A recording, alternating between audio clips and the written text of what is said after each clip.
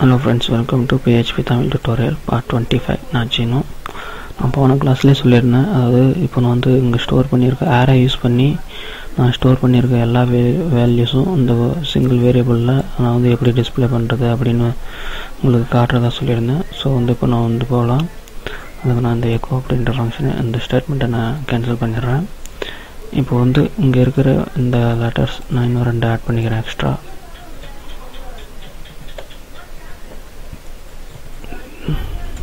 Zero அப்படின்னு எழுதிடுறேன்.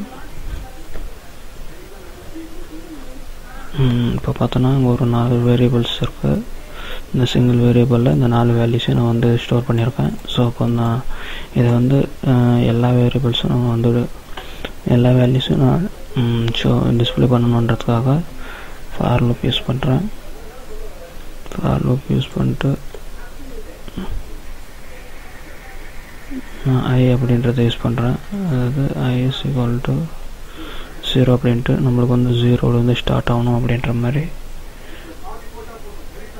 வரும். அப்புறம் அதே மாதிரி மறுபடியும் அதே வேல்யூக்கு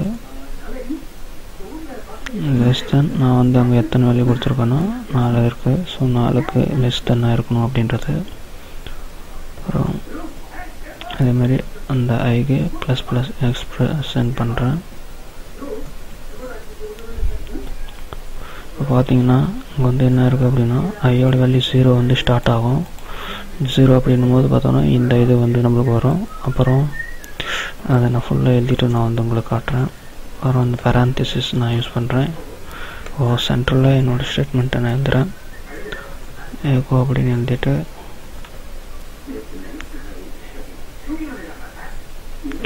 ஸ்டார்ட்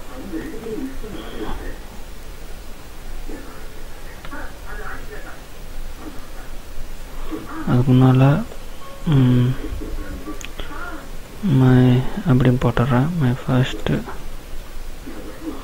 அப்படின்னு போட்டு இப்போது மைக்கு முன்னால் அதை டபுள் கொட்டேஷனில் பண்ணணும்.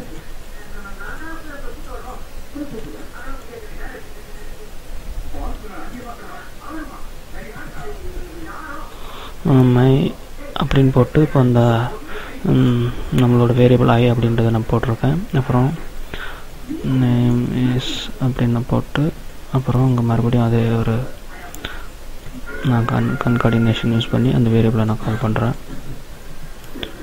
வேரியபிளில் ப்ராக்கெட்டில் போட்டுடுறேன். இந்த ப்ராக்கெட்டில் போட்டு இங்கே வந்து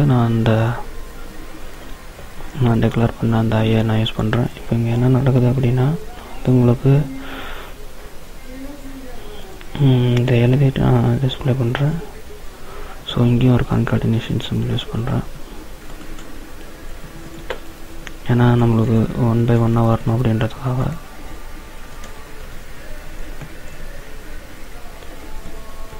இப்போ பார்த்தீங்கன்னா இங்கே என்ன நடக்குது அப்படின்னு பார்த்தோன்னா நம்மளோட நார்மலாக நான் வந்து ஏற்கனவே வேரியபிள்ஸ் வந்து டிக்ளேர் பண்ணிட்டேன்.